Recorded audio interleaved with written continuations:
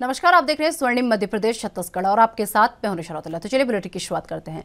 Dollar मजबूत को लेकर मुख्यमंत्री भूपेश बघेल ने कहा, जहां गलत रणनीति बनाई जाए, बेरोजगारी दर बढ़ती जाए और महंगाई की मार हो, ऐसी स्थिति में वित्त मंत्री का बयान सामने आता है कि डॉलर मजबूत हो रहा है और ना कि रुपया कमजोर हो रहा है। तेल का निर्यात होने में दिक्कत आ रही है, किसान परेशान हो रहे हैं, उसके बारे में कोई विचार नहीं किया जा रहा। हम गांधी के नक्शे कदम में चलने वाले लोग हैं। गोबर से हर प्रकार की सामग्री बनाई जा रही है। हाँ, वित्त मंत्री जी कह रहे हैं कि रुपया कमजोर नहीं हुआ, डॉलर मजबूत हुआ है। मतलब देखिए, इसकी जो नीति है, ये अब 3-4 साल उनके बीत गए। इस पंचवर्षीय में ऐसी कोई योजना जनता के लिए लाए नहीं। पिछले पंचवर्षीय में नोटबंदी और जीएसटी लाए थे, उसका खामियाजा पूरा देश भुगत रहा है। बेरोजगारी और दूसरी तरफ महंगाई, जीएसटी के कारण से महंगाई और नोटबंदी के कारण से बेरोजगारी, ये दोनों बढ़ा है। और किसान अलग परेशान है, नौजवान अलग परेशान है, रोजगार कहीं मिल नहीं रहा है, किसानों को दाम नहीं मिल पा रहा है। और ये अभी जो स्थिति है देश में और पूरी दुनिया में, उससे उबारने का एकमात्र रास्ता है वो गांधी का रास्ता है, जो स्वावलंबन की ओर बढ़ने की बात कर रहा है। आज पूरी दुनिया में ऊर्जा के संकट है, चाहे वो पेट्रोलियम के मामले में कहे, चाहे गैस के मामले में कहे, चाहे प्राकृतिक गैस के मामले में कहें, या कोयला के कहें, बिजली के कहें। ये ऊर्जा एक बड़ी संकट के रूप में पूरी दुनिया के सामने आया है, क्योंकि ये जो युद्ध हुआ है, हो रहा है रूस और यूक्रेन के बीच में, उसके कारण से जो यूरोप में जो गैस पाइप जा रहा था वो बाधित हुआ। उसके कारण से पूरा यूरोप है वो थर्मल पावर की ओर जा रहा है। बिजली का दर बढ़ा हुआ है, वहाँ के लोग सड़कों पे आ रहे हैं। स्थिति बहुत भयावह है। ऐसे स्थिति में कोयले के भाव बढ़ने वाला है, पूरा बढ़ भी चुका है। विदेश से जो कोयला आ रहा है वो 18,000 20,000 रुपया प्रति टन के हिसाब से आ रहा है। तो ऊर्जा महंगा होगा। पेट्रोल और डीजल के भाव की स्थिति में आपको सब पता है, तो ये भाव बढ़ने वाला है। दूसरा, यूक्रेन है वो पूरा गेहूँ सप्लाई करता था यूरोप में, तो खाद्यान्न का संकट अलग से है। और इसी कारण से भारत सरकार ने क्या किया है, जो खंडा यहाँ से चावल कनकी जा रहा था उस पर निर्यात पे बैन लगा दिया। निर्यात बैन होने के नुकसान हमारे छत्तीसगढ़ के किसानों को हुआ। अभी बरसात में मंडियों में जो धान 1900 से 2400 रुपये प्रति क्विंटल के हिसाब से। छत्तीसगढ़ के मुख्यमंत्री भूपेश बघेल ने बेरोजगारी, महंगाई को लेकर केंद्र सरकार पर हमला बोला है। सीएम ने कहा कि पिछले 5 सालों में नोटबंदी और जीएसटी का खामियाजा पूरा देश भुगत रहा है और बेरोजगारी, महंगाई दोनों बढ़ रही है। साथ ही कहा कि बीजेपी तो आरक्षण भी खत्म कर रही है। आरक्षण न देना पड़े, इसके लिए जितने भी सार्वजनिक उपक्रम हैं उनको बेच रहे हैं। हाँ, वित्त मंत्री जी कह रहे हैं कि रुपया कमजोर नहीं हुआ, डॉलर मजबूत हुआ है। मतलब देखिए, इसकी जो नीति है, ये अब 3-4 साल उनके बीत गए। इस पंचवर्षीय में ऐसी कोई योजना जनता के लिए लाए नहीं। पिछले पंचवर्षीय में नोटबंदी और जीएसटी लाए थे, उसका खामियाजा पूरा देश भुगत रहा है। बेरोजगारी और दूसरी तरफ महंगाई, जीएसटी के कारण से महंगाई और नोटबंदी के कारण से बेरोजगारी, ये दोनों बढ़ा है। और किसान अलग परेशान है, नौजवान अलग परेशान है, रोजगार कहीं मिल नहीं रहा है, किसानों को दाम नहीं मिल पा रहा है। और ये अभी जो स्थिति है देश में और पूरी दुनिया में, उससे उबारने का एकमात्र रास्ता है वो गांधी का रास्ता है, जो स्वावलंबन की ओर बढ़ने की बात कर रहा है। आज पूरी दुनिया में ऊर्जा के संकट है, चाहे वो पेट्रोलियम के मामले में कहे, चाहे गैस के मामले में कहे, चाहे प्राकृतिक गैस के मामले में कहें, या कोयला के कहें, बिजली की कहें। ये ऊर्जा एक बड़ी संकट के रूप में पूरे दुनिया के सामने। रूप में जो गैस पाइप जा रहा था वो बाधित हुआ, तो उसके कारण से पूरा यूरोप है वो थर्मल पावर के ओर जा रहा है। बिजली का दर बढ़ा हुआ है, वहाँ के लोग सड़कों पे आ रहे हैं, स्थिति बहुत भयावह है। तो ऐसे स्थिति में कोयले के भाव बढ़ने वाला पूरा बढ़ भी चुका है। विदेश से जो कोयला आ रहा है वो 18,000 20,000 रुपया प्रति टन के हिसाब से आ रहा है। तो ऊर्जा महंगा होगा, पेट्रोल और डीजल के भाव की स्थिति में आपको सब पता है, ये भाव बढ़ने वाला है। दूसरा यूक्रेन है वो पूरा गेहूं सप्लाई करता था यूरोप में, तो खाद्यान्न का संकट अलग से है। और इसी कारण से भारत सरकार ने क्या किया, जो खंडा यहाँ से चावल कनकी जा रहा था उस पर निर्यात पे बैन लगा दिया। निर्यात बैन होने के नुकसान हमारे छत्तीसगढ़ के किसानों को हुआ। अभी बरसात में मंडियों में जो धान 1900 से 2400 रुपये प्रति क्विंटल के हिसाब से बिक रहा था, 300 रुपये गिर गया। तो ये एक तरफ किसानों को भी परेशान कर रहे हैं, किसानों को दाम भी नहीं मिल रहा है, ऊर्जा बढ़ेगा और रोजगार के संकट तो है ही। तो ये रास्ते, इसके एकमात्र जवाब है वो महात्मा गांधी का रास्ता है। और महात्मा गांधी के रास्ते पे हम लोग चल रहे हैं छत्तीसगढ़ में सुराजी गांव योजना के माध्यम। गुजरात में इस साल के अंत में होने वाले चुनाव पर देश दुनिया की नजर है और बीजेपी गुजरात में सरकार दोहराने के दावे कर रही है, तो कांग्रेस भी सत्ता हासिल करने के लिए पुरजोर कोशिश कर में जुटी हुई है। आपको बता दें कि कांग्रेस के कई दिग्गज नेता गुजरात के रण में उतर रहे हैं। वहीं छत्तीसगढ़ के सीएम भूपेश बघेल ने गुजरात चुनाव को लेकर क्या कुछ कहा, आइए आपको सुनाते हैं। देखिए, सबसे पहली बात तो ये हिमाचल हो चाहे गुजरात हो, भारतीय जनता पार्टी की सरकार के खिलाफ बहुत ज़्यादा नाराजगी है। और नाराजगी बेरोजगारी के कारण से है, महंगाई के कारण से है और कुशासन के कारण से है। और जनता चाहती भी है कांग्रेस को जिताना, और हमें पूरा विश्वास है कि वहाँ हिमाचल में हमारी सरकार बनेगी। सर, छत्तीसगढ़ की कुछ पॉलिसीज का भी वहाँ हिमाचल में जिक्र हुआ सर। देखिए, चर्चा जब यहाँ कोई भी काम करो तो उसकी चर्चा देश भर में होती है। चाहे राजीव गांधी किसान न्याय योजना का हो, चाहे गोधन न्याय योजना का हो, चाहे भूमि श्रमिक न्याय योजना का हो, चाहे स्वामी आत्मानंद अंग्रेजी माध्यम स्कूल की बात हो, चाहे सार्वभौम सार्वजनिक वितरण प्रणाली की बात हो, चाहे लघु उपज खरीदी की बात हो, चाहे फॉरेस्ट राइट एक्ट के तहत पट्टा देने की बात हो, पेशा नियम बनाने की बात हो, सबकी चर्चा होती है। तो वो चर्चा वहाँ भी पहुँची है। आखिर इस महंगाई से कैसे निपवान भी हैं, सेब उत्पादक भी हैं, लेकिन जिस प्रकार से भारत सरकार और हिमाचल प्रदेश की सरकार ने जो बागबान हैं और जो सेब उत्पादक हैं उसके साथ जो व्यवहार किया है, उसके कारण से बहुत नाराजगी है। हमने बताया कि हाँ, हम लोग इस प्रकार से देते हैं, तो बड़े खुश हुए। वहाँ मवेशी भी खूब है, लेकिन सरकार दूध खरीदने की व्यवस्था नहीं की है। हमने कहा कि 10 लीटर हर गौपालकों से दूध खरीदा जाएगा, चाहे भैंस पालने वाले हो चाहे गाय पालने वाले। गोबर 2 रुपये किलो में खरीदेंगे, स्वामी आत्मानंद अंग्रेजी स्कूल खोलेंगे। तो ये सारी बातें वहाँ की गई।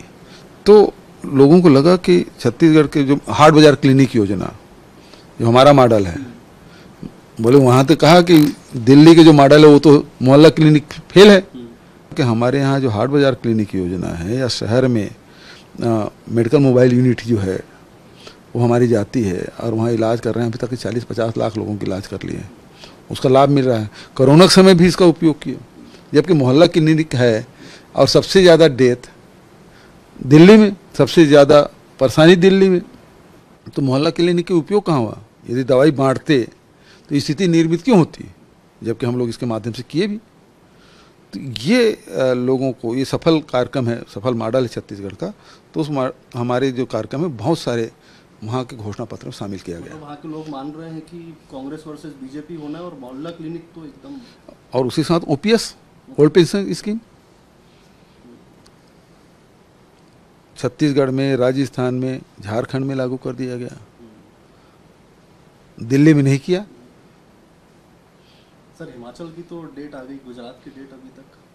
गुजरात की डेट मैं समझता हूँ कि आना चाहिए, एक साथ करना चाहिए था, लेकिन नहीं किए। लेकिन कितने दिन तक रोकेंगे, वो भी डेट आएगी। तो मतलब इस बीच कुछ प्लानिंग हो? और गुजरात भी हम लोग जाएंगे। गुजरात अभी आज राजस्थान के मुख्यमंत्री गए हुए हैं और लगातार हमारे लोग काम कर रहे हैं, बिल्कुल ग्राउंड लेवल पे काम कर रहे हैं। और वहाँ भी हमारे दिल्ली के मुख्यमंत्री जी पहुँचे हुए हैं। तो ये तो भारतीय जनता पार्टी की बी टीम है। गोवा में हो, उत्तराखंड में, ये कांग्रेस को हराने जाती है। ये कितना भी कुछ बोले, लेकिन इनका उद्देश्य यही है कि और ये कहते हैं कांग्रेस कहाँ है, कांग्रेस पूरी। एमपी के सीएम शिवराज सिंह चौहान ने कहा कि मैं स्वयं मानता हूं कि भारत का संदेश है कर्म तो करना है और फल की इच्छा किए बिना कर्म करना है। फल की इच्छा ना हो, इसके लिए मानसिक पृष्ठभूमि तैयार करनी है। और क्या कुछ कहा सीएम शिवराज सिंह चौहान ने, आइए आपको सुनाते हैं। और फिर उन्होंने जो आगे बढ़ के कहा, उन्होंने ये कहा कि जो अत्याचार करता है, जो अन्याय करता है, उनको मारना ही क्षत्रिय का धर्म है। कर्म से भट मत। इस दुनिया में कर्म किए बिना कोई नहीं रह सकता। मैं चाहूं कि मैं कोई कर्म ना करूं, लेकिन फिर भी मैं निरंतर बाकी सब कर्म करें, इसलिए प्रेरित करता रहता हूं, कर्म कर। लेकिन कर्म कैसे कर? उन्होंने उदाहरण दिया कि जैसे पानी में कमल का पत्ता रहता है, पानी में रह के भी निकालो तो पानी में नहीं है, ये आभास देता है तू कर्म तो कर, लेकिन फल की इच्छा मत कर। बिना फल की काम न किए कर्मण्येवाधिकारस्ते मां फलेषु कदाचन, केवल कर्म करना तेरे अधिकार में। उन्हें कर्म का गहरा गूढ़ अर्थ समझाया। उनका फल की आसक्ति के साथ अगर कर्म किया जाता है तो लगातार चिंता ये रहती है कि होगा, ठीक से होगा कि नहीं होगा, और उस चिंता के कारण आप ढंग से काम में लगे नहीं सकते। इसलिए काम तो करो, परिणाम छोड़ दो, जो होगा वो देखा जाएगा। कर्म किए जा, फल की इच्छा मत करे। इंसान जैसे कर्म करेगा वैसे फल देगा। भगवान श्री कृष्ण कहते हैं समा शत्रु च मित्रे च तथा मानात्मान्यो। कौन सा भक्त प्रिय है? 12वां अध्याय भक्ति योग। समा शत्रु च मित्रे च तथा मानात्मान्यो शीतोष्ण सुख दुखेषु समः संग विवर्जिता तुल्य निंदा स्थिर मौनी संतुष्टो एन के इंचिता अनकेता स्थिर मतिर भक्तिमान में प्रियो न। कौन प्रिय? जो मित्र और शत्रु में समान है। कितनी गहरी बात है। अरे मित्र तो मित्र होते ही है, लेकिन शत्रु के प्रति भी मित्र का भाव रखिए। जो मित्र और शत्रु में समान, जो मान और अपमान में समान है। आदमी और कोई चीज भूल जाए, लेकिन कोई अपमान कर दे तो कैसा देखता हूं, वो नहीं सहन कर सकता। लेकिन कृष्ण कहते हैं सम्मान दे तो भी ठीक है, और अपमान करे तो भी ठीक है, उसमें भी सब। शीतोष्ण सुख दुखेषु, जो सुख और दुख में समान। अब आश्चर्य लगता कि ऐसा कौन होगा जो दुख में दुखी ना हो? वो कहते नहीं, सुख में भी वैसे ही रहो और दुख में भी वैसे रहो, सब चीजों में सब रहो। और काय में तुल्य निंदा स्तुति में होती, निंदा में भी और स्तुति करने, प्रशंसा कर रहे हैं तो गदगद हो गया, गले लगा दिया, अरे तुम तो बहुत अच्छे हो। कोई ने कह दिया नहीं तो बड़ा खराब है, सत्यानाश किया है, तो फिर गुस्सा। दोनों में हर परिस्थिति में संतुष्ट रहे। अनिकेता स्थिर मति, मति स्थिर रहे, किसी स्थान का मोह ना रहे, अनिकेत रहे। छत्तीसगढ़ के चंद्रपुर में मुख्यमंत्री भूपेश बघेल ने भेंट मुलाकात में राज्य शासन की प्रमुख जन कल्याणकारी योजनाओं के क्रियान्वयन की जानकारी ग्रामीणों से ली और ग्राम मुक्ता के किसान गजानंद गबेल ने मुख्यमंत्री को बताया कि उनका 2.5 लाख रुपए का ऋण माफ हुआ और उन्होंने समर्थन मूल्य में धान की बिक्री की।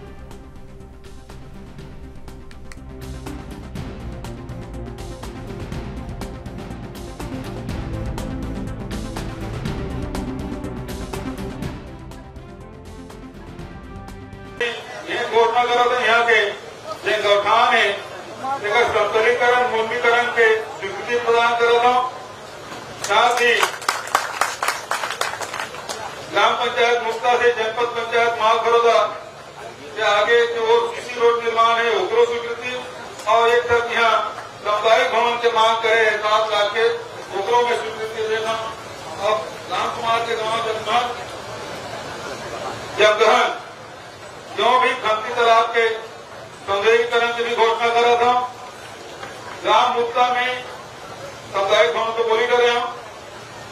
ग्राम मुक्ता के मुक्ति धाम के अहाता से निर्माण कराया जाए।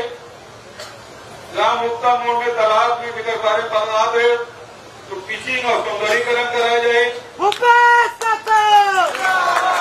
ग्राम मुख्य मार्ग कलमी नहर पार से चिखली छोटे कोट सिगरा होते हुए बेलाडी तक सड़क निर्माण कराई जाए। घोषणा ग्राम सिगरा में महिला प्रशिक्षण वर्ग LMRM के डोम निर्माण कराए जाए और सारा जोड़ के शासकीय पूर्व माध्यमिक शाला हाई स्कूल में उन्नयन कराया जाए और जगमहन और सिलोनी में शासकीय हाई स्कूल को हायर सेकेंडरी स्कूल में उन्नयन कराया जाए और यूं हाई स्कूल मांगा थे। एमपी के गृह मंत्री डॉक्टर नरोत्तम मिश्रा ने कहा कि उज्जैन में महाकाल मंदिर के वायरल वीडियो की जांच के आदेश दिए गए हैं। प्रदेश में धार्मिक आस्थाओं के साथ किसी को भी खिलवाड़ नहीं करने दिया जाएगा। और साथ ही उन्होंने आगे कहा कि चुनाव में जब कांग्रेस हारती है तब वो प्रशासनिक मशीनरी पर आरोप लगाती है। राष्ट्रपिता महात्मा गांधी जी की जयंती पर राजघाट नहीं जाने वाले मनीष सिसोदिया शराब घोटाले में फंसने पर अपने बचाव के लिए महात्मा गांधी जी की समाधि पर गए और कई अन्य मुद्दों पर भी गृह मंत्री डॉक्टर नरोत्तम मिश्रा ने अपनी प्रतिक्रिया दी। क्या कुछ कहा, आइए आपको सुनाते हैं। ऐसा नहीं है। मेरा पहले तो उन बच्चियों से विनम्र प्रार्थना है, वीडियो बनाने के और भी स्थान हो सकते हैं, कुछ पवित्र स्थानों को छोड़ें। और हम पहले भी कह चुके हैं कि इस तरह की कोई भी घटना या स्थिति बर्दाश्त नहीं की जाएगी। न धार्मिक आस्थाओं से खिलवाड़ किसी को करने दिया जाएगा। मैंने कलेक्टर एसपी को बोला है। महाकाल मंदिर का जो प्रशासन है उसकी ओर से अभी रिपोर्ट नहीं आई है, क्योंकि प्रथम दृष्टया जो वीडियो देखने में आ रहा है वो 6 माह से ज्यादा पुराना प्रतीत हो रहा है, इसलिए पुलिस को जांच का बोला। डॉक्टर गोविंद सिंह कह रहे हैं कि कलेक्टर जो है एजेंट के तौर पर काम कर रहे हैं। ये कांग्रेस के लोग हैं, कभी कमलनाथ जी धमकाते हैं, कभी नेता प्रतिपक्ष धमकाते हैं। जब हारने लगते हैं तो इनको फिर ये एजेंट याद आ जाते हैं। जीतते हैं तो अपने आप को लोकप्रिय बताने लगते हैं। इसका मतलब यह है कि कांग्रेस हार रही है। छिंदवाड़ा में सुपड़ा साहब हो गया कांग्रेस का, जहां के प्रदेश अध्यक्ष है, नगर पालिका नगर पंचायत में। बाकी प्रदेश में कहां बीनते फिर रहे हैं। मनीष सिसोदिया जी महात्मा गांधी जी की समाधि पर गए थे और शराब का बचाव के लिए महात्मा गांधी जी की समाधि पर गए थे। 2 अक्टूबर को नहीं गए सिसोदिया जी, 2 अक्टूबर को जाते भी नहीं है वो। पर जैसे ही आम आदमी पार्टी का कोई फंसता है तो फिर इनको महापुरुष याद आते। वैश्विक नेता है वो, नैया के खेवैया। ये जब पूरे देश के अंदर वो ही है तो किसी एक प्रदेश की चर्चा क्यों करना है। वो हमारे नेता हैं, कुशल नेतृत्व है उनका। मोदी जी पे पूरे देश की अटूट आस्था है और मध्य प्रदेश में भारतीय जनता पार्टी का परचम 2023 में फहराएगा ही। माननीय मुख्यमंत्री जी स्वयं उनके बारे में अभी नए वेरिएंट की जो चर्चा है उसकी पुष्टि आधिकारिक या वैज्ञानिक अथवा डॉक्टरों के बतौर पे नहीं हुई है। उसकी डॉक्टरों की एक टीम जो है उसको इसका कहा गया है कि वो इसको पुष्टि करें। 24 घंटे में प्रदेश के अंदर कोरोना के 19 नए प्रकरण आए हैं, जबकि 16 लोग ठीक होकर अपने घर और गंतव्य की ओर गए। 112 एक्टिव केस संपूर्ण प्रदेश में वर्तमान में कोरोना के हैं। जो सैंपल कलेक्शन पिछले 24 घंटे में हुआ है वो 2183 लोगों का है। संक्रमण दर हमारी 0.84 रह गई है, जबकि रिकवरी की दर स्थिर हमारी 98.7 बनी हुई है। कोई भी पुलिसकर्मी पिछले 24 घंटे में संक्रमित नहीं हुआ है, न ही वर्तमान में कोई एक्टिव केस पुलिस का है। वैक्सीनेशन जो 24 घंटे में हुआ है संपूर्ण प्रदेश में वो 11,077 लोगों का वैक्सीनेशन हुआ है। आज तक जो कुल वैक्सीनेशन हुआ है वो 13,32,56,664 लोगों को। मध्य प्रदेश के इंदौर में साहिबा कॉलोनी में रहने वाली छोटे पर्दे की अभिनेत्री वैशाली ठक्कर की आत्महत्या से पूरा देश सदमे में है। जहां टीवी अभिनेत्री वैशाली ठक्कर की मां अनुकौर ठक्कर ने तेजाजी थाने में न्याय की गुहार लगाई है। अनुकौर ठक्कर ने कहा कि आरोपी राहुल नवलानी उसे परेशान करता था और उसकी पत्नी का मानना था कि शादी तोड़ने के लिए वैशाली की गलती थी, जबकि वास्तविक सच्चाई इसके उलट थी। सबको पता ही है, सबने न्यूज़ चैनल में देख लिया है। घटा तो जो भी सबको पता है, लेकिन जिस कारण घटा है तो वो उसको न्याय मिलना चाहिए बच्ची को। मेरी राहुल नाम के लड़के का नाम लेके गई है, राहुल नवलानी का, उसको सज़ा मिलनी चाहिए। उसने स्पष्ट अपने नोट में लिखा है कि उसी की वजह से वो परेशान थी। उसको सज़ा मिलेगी तो उसकी आत्मा को शांति मिलेगी। राहुल की पत्नी भी प्रताड़ित कर रही थी। राहुल की पत्नी एक्चुअली वो अपने पति को सही मानती थी और दोषी इसको मानती थी ज़्यादा। वो बोलती थी कि मेरा पति सही है और वैशाली ने राहुल को वो कर रखा है, मतलब वैशाली की वजह से वो बोलती मेरा घर खराब हो रहा है, जबकि राहुल की वजह से वैशाली की लाइफ खराब हो रही थी। दोनों के बीच विवाद का कारण क्या रहा और कब से चल रहा था ये? पता नहीं, वैशाली ने कभी कुछ बताया नहीं। और कब से प्रताड़ित कर रहे थे ये दोनों? वैशाली ने कुछ नहीं बताया, सिर्फ अभी 1-2 दिन पहले बताया था। तो हमने उनके घर जाके उनको मतलब यहाँ बुला भी लिया था और उनको अच्छे से हमने समझा दिया था, अच्छे से सेट कर दिया था। अच्छा मैम, जब कल वैशाली ने कदम उठाया है, जब आए थे तो उस समय क्या उनके हाव भाव थे, कैसा स्वभाव था उनका? नहीं, वो लोग नहीं है। नहीं, वैशाली का स्वभाव कैसा था जब घर में कमरे में जाने से पहले? नहीं, वो ठीक थी, नॉर्मल थी। मेरे से 11:30 बजे वो नीचे, मैंने उसको बुलाया, वो नीचे होके गई है मेरे पास, और 11:30 से 12 के बीच में ही उसने कदम उठा लिया। अच्छा, ऐसा कुछ लगा था कि ऐसा कुछ? बिल्कुल भी नहीं लगा, बिल्कुल भी नहीं लगा। 1% भी मुझको डाउट नहीं हुआ कि वो कुछ ऐसा करने वाली है। उसके परिवार वालों से आपने बात की होगी राहुल के, तो समझाने की कोशिश की थी? हाँ, की थी समझाने की कोशिश। तो फिर वो लोग जो उसके मदर फादर है या उसकी वाइफ है, उन्होंने राहुल को फिर बहुत बोला, उन्होंने उसको बहुत चिल्लाया, डांटा उसको। राहुल जैसा सुसाइड नोट में उन्होंने लिखा है वैशाली ने कि 2.5 साल से परेशान कर रहे थे। मेरे को इस बारे में कोई आइडिया नहीं है, क्योंकि उसने कभी कुछ 2.5 साल, अगर हमको ये बात पता होती तो हम 2.5 साल तक उसको परेशान होने देते क्या? मैं बच्चा जब ये पिछले 1 साल से अभी वहाँ पे मुंबई नगर में नहीं थी, यहाँ पे थी तो नहीं, वो अप्रैल में आई थी यहाँ, अभी अप्रैल में आई थी। अच्छा, शादी भी होना थी अभी दिसंबर? शादी में अभी उसकी होने वाली थी, दिसंबर या जनवरी में हो जाती उसकी शादी, उसका रिश्ता तय हो गया था। तो राहुल परेशान कर रहा था इस रिश्ते को लेकर, ऐसा उस वैशाली ने लिखा ही इस नोट। मुख्यमंत्री शिवराज सिंह चौहान ने दमोह जिले की समीक्षा बैठक ली है और दमोह जिले प्रशासन के अफसर इस बैठक में वर्चुअली जुड़े। सीएम ने सबसे पहले जल जीवन मिशन की जानकारी ली। उन्होंने पूछा कि जहां यहां योजनाएं पूरी हो चुकी हैं वहां पानी की सप्लाई हो रही है कि नहीं। रिस्टोरेशन को लेकर शिकायत है कि इसमें काम में कुछ जगहों पर सड़क खराब हुई है, वो ठीक नहीं हुई है, इसको लेकर जरा गंभीरता से देखिए। और बैठक में सीएम ने राशन वितरण योजना की जानकारी ली। मीटिंग में अफसरों ने बताया कि सितंबर में 91% वितरण किया गया है।